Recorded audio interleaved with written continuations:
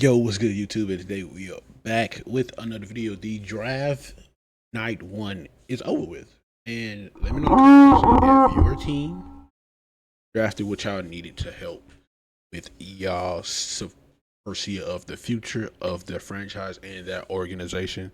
First thing first, make sure y'all hit that like button, hit that sub button if y'all new to the channel. And let's get right into the Saints first round ninth pick.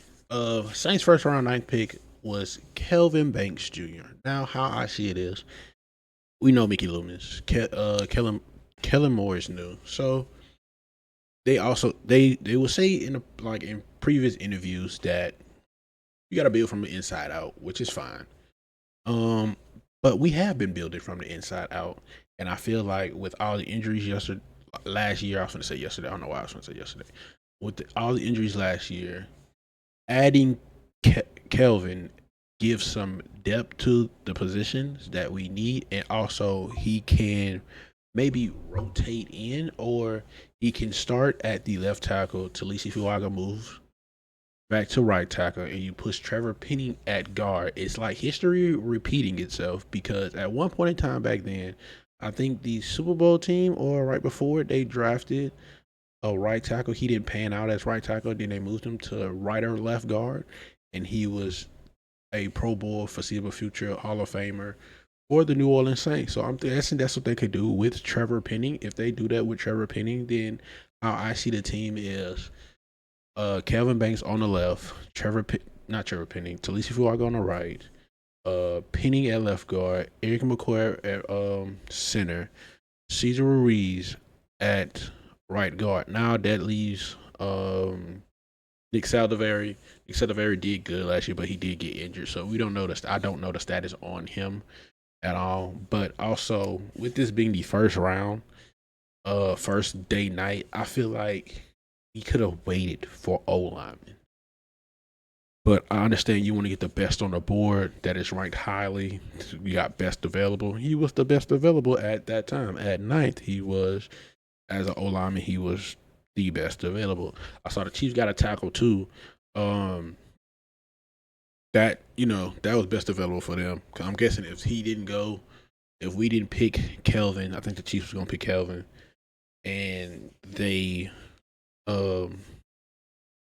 got the second. I'm guessing second best O lineman, third best O lineman. I don't even remember the draft order what O lineman went, but I just know toward the end, only two other linemen got off the board. I think the rest was like defense, wide receivers, and tight end. So, with that being said, today will be night two of the NFL draft. When I'm dropping this, it's basically on day two. Let me know in the comment section down below, what do y'all think the Saints will do at round two, pick 40? Now, some people want us to get Shador. I feel like we could go other places and help other situations. I feel like if we should rock with Spencer Rattler at quarterback for the year, and if he does have a bright future with us, then he could be our quarterback for foreseeable futures. I ain't gonna say he gonna be no Tom Brady or no Brock Purdy, but it can be possible that we can make him a solid quarterback. We could do with him what we didn't do with Jameis. We could build around him, give him a solid squad, see what he looks like with a solid, healthy squad. Because last year when he did play, every team he played was playoff teams, and we're not going to talk about that Packers game. It was just a mess of a mess. When nobody healthy, when nobody really in, it was just bad. So, if anybody talk about that game as a Packers game, you need some help. I honestly believe you need some help, because if I bring up Jameis Winston, then they'd be like, "Oh, he outplayed A-Rod." Yeah, he did. So yeah, if you bring up that Packers game, then you need help for real. You need help. But how I see it is, this is how I have it on Madden with the offensive lineup, how I think it should go and how I hope it should go at this time and point before the season starts and in OTAs and while they're practicing. This is how I think everything should go. So we're just gonna go to the lineup right quick. And if you see little holes, it's because they don't have higher gradable cards in Madden. I'm gonna move my camera. I'm just gonna turn off my camera so y'all can see how I think this should go for the offensive side of the ball. Now, like I said, Kelvin Banks just got a card in Madden. He's a 98 overall, boosted to a 99. Kelvin Banks Jr. at left tackle, Trevor Penny left guard, or Nick Sutherland and Trevor Penny battle it out at the left guard position, and we see who is fit. Um, Now I understand Trevor Penny did have a good year at right tackle, but we did draft Talisi Fuaga, and Talisi Fuaga is a good right tackle. So you need to put him back at his original position. He could play both sides. Great for Talisi. It's just that Trevor Penny, we need to know what he's capable of. That's why they didn't pick up the 5th-year option on him. But they still want to rock with him as a New Orleans Saint. That's like they said when Mickey Loomis was in the interview. He said, "I mean, we don't like him. We just, we want him to do better. He has way more to progress. So, which is fine and understandable. So like I say, these Nick Saldiveri and Trevor Penny can battle it out. Got center Eric McCoy and Will Clapp. That just help if Eric McCoy gets injured. We got the clap man. We got the clap man in action. I think Will Clapp did do good for us. He just ended up leaving. So yeah, Cesar Ruiz, and I don't know who will back him up at the right guard position. It will be Landon Young. Okay, let me go ahead and put him in right quick. And when all things fails, that's his backup. Because when people go down, we have replacement. We have depth. Right tackle, we don't really have a right tackle replacement. How I'm looking at it, if they do decide to put Kelvin Banks at right tackle, putting people out of position, even though right tackle and left tackle are still facing dominant edge pressure on each side of the ball, who do you think will block the blind side better? In my case, I feel like Kelvin would. Talisi Fuaga is the front side case. Talisi Fuaga is a good front face of helping with non the blind side because I watched his B roll at I gotta say B roll his film at Oregon State and he was very good. So this is how I see the O line coming this season with tight end Taysom Hill. I don't know if that now with Taysom Hill he is injured. We don't know if he's going to play. So I still have him at tight end too. But we got Jawan Johnson and Foster Romero and I don't know what happened to our other tight end we drafted. I think we draft another tight end at some point. Last year. I don't know if we draft did we draft a tight end? I don't think we drafted last year. Didn't draft. I thought we drafted a tight end last year, but we didn't. Um, thought we did, but we didn't. So on that note, that's on. Um, because at one point we didn't get it, so we just gonna scratch that. But looking at it, I feel like we got here with this squad, we could potentially, you know, do some good, do some bad, see what the good and the bad and the weakness of the team is, and where do. And that's what I understand. That's what OTA is for. That's what preseason's for. That's what all this is for. But this squad here, depending on what Derek Carr does, if he has surgery the rest of the season, or he just takes his last out for the Saints, I feel comfortable Spencer Rattler at my quarterback position. I really do. I honestly do. Um, and if that's a bad thing, you gotta. What do I mean? Hey, you gotta sue me for it. Now looking at from 2022 on to now, we've got DeMarcus Jackson linebacker. I don't even think DeMarco Jackson is even still on the team. Is he still on the team?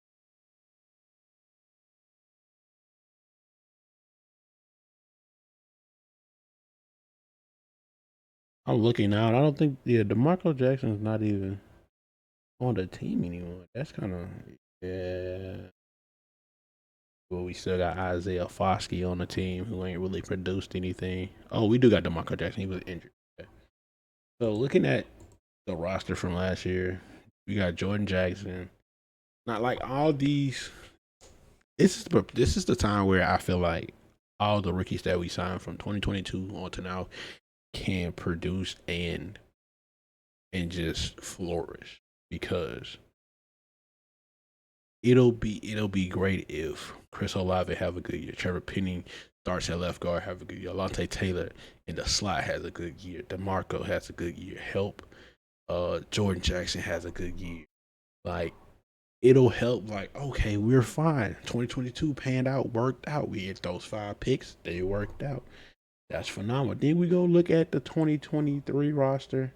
Well, not gonna say roster, the 2023 draft, and you had what 7 picks. Brian Brzee work out. Isaiah Foskey. I don't ever think Isaiah Foskey is gonna work out. But just I don't know what it is.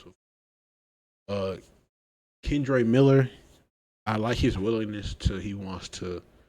He's from TCU. I like his willingness to. I have something to prove. I want to see what he can prove. This got him in the 3rd round. Pick 71. So I'm hoping that he can be that AK we need. Try to model his game after AK. Nick Salivari, we already know his work is. Jake Hader just got to go. We need to trade Jake Hader somewhere else. Jordan Howden, stud. Love him. Love him. A.T. Perry, I'm sorry that A.T. Perry is gone. Not going to lie to you. I'm low key kind of mad that A.T. Perry is gone. He could have been that Michael Thomas for us for real, and he was showing signs of it, but Dennis Allen just wanted to be Dennis Allen and mess everything up for no. Looking at the 2024, all these rookies that we have, Talisi Fuaga, Kool-Aid McKinstry, Spencer Rattler, Bud Means, Jalen Ford, Christian Boyd. Now, with Joshua Ezram, he's a tackle. He needs to get his shine though because we got him in the 7th round, and it's like, where is he for the year? What did he do for the year? I don't know if he was injured. Taking? Was he taking? 1 second. All right, so I was talking about Joshua Ezram, and I wasn't recording because I got a phone call, but I want to see him get his start. I want to see Joshua get his start, get his time on the field. But I'm guessing he was the backup for Trevor Penning. If Trevor Penning didn't pan out, he could have been, probably a good starter. But now, basically, I think Ezra could be the backup for Talisi Fuaga. If Talisi ever gets hurt, he has come in and started right tackle. And we just have the depth that we need at O-line because when we didn't have the depth at O-line, everybody would just get hurt. It started from the O-line. Aaron McCoy went down, the whole O-line. Everybody had to switch over, slide left, and, it caused confusion because most people don't naturally play those positions. If you get the people that actually play those positions, the only person that would be out of position would be Trevor Penning for real. Once he's out of position, he gets the feel for left tackle. The feel for left guard. That's what the Saints did with one of their old draft picks way back then around the Super Bowl time, or before Super Bowl or after Super Bowl. I forgot when it was. He played right tackle. He didn't pan out to be a right tackle, so they bumped him in and moved him to a right guard or left guard, and he panned out to be a nice Pro Bowler. So that's what happened with Trevor Penning. This is probably what this instance is. It's just history repeating itself. With this squad right here that I have on the screen, which this is what the squad will look like. Bud Means, Kendre Miller, Jordan Mims don't have higher cards, and they don't have the cards in the auction house where I could go and buy them. So this is what the offense looked like with the foreseeable squad. Derek Carr is not here because we don't know what's going to happen with Carr. Jake Hainer, I don't want Jake Hainer back on my team. I will rock with this squad right here. This is what the squad looks like. This is what I feel like the future will look like of the team. After AK is gone, he got 2 more years, so he's going to be here for another 2 years. Then if Kendre Miller pans out, then Kendre Miller will be good. He can learn from AK for the rest of the 2 years that he's here. Just learn and do what he does, get his workouts, and boom. Then we just need a two-headed monster at running back. Like, but then we probably get a running back in this draft, and we'll see what the draft is from this squad. Um, with that being said, offense is looking good. It's looking to me. I don't I don't have a problem. I just want it to work. I could see where the vision is going. Like I said, if we paid it to way before like 2008, it's okay if Trevor Penning goes to left guard and them Nick Silveri and Trevor Penning have a battle and battle it out. If they battle it out, it'll be fine. Then that means, they're working on something. If Trevor Penning loses his spot and he can work and progress, that means that he can progress at left guard, right tackle, anywhere, or he could be the one that's just flowing through the offensive line. Maybe he could work out at left tackle and be the backup for Kelvin Banks. It's just how it goes. It's just how it goes in life with getting the person's replacement. It just Trevor Penning, his best ability was availability at the time, which was good, but it's okay. For the team, I'm just happy. I'm just happy. We just need another wide receiver. I feel like we need another wide receiver, but we'll get that probably later on in the draft. But we might go running back in the draft for pick 40, which I don't see bad because Kendrick Miller is always injured. And yeah, I want Kendrick Miller to be good, but he needs to work out. Thank y'all for watching. I'll see y'all in the next day 2 video that'll drop probably tomorrow.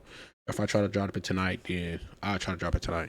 But if not, then I'll see y'all tomorrow afternoon with the NFL draft day 2 for the New Orleans Saints at second round pick 40. I don't know what happens. I don't know if we trade up to try to get. I don't know. We shouldn't trade anything. We should need to keep all 9 picks. All 9 picks will be fine with me. Keep it all 9 picks and use all 9 picks. All 9 picks. That means you addressed it at each position that we need help in.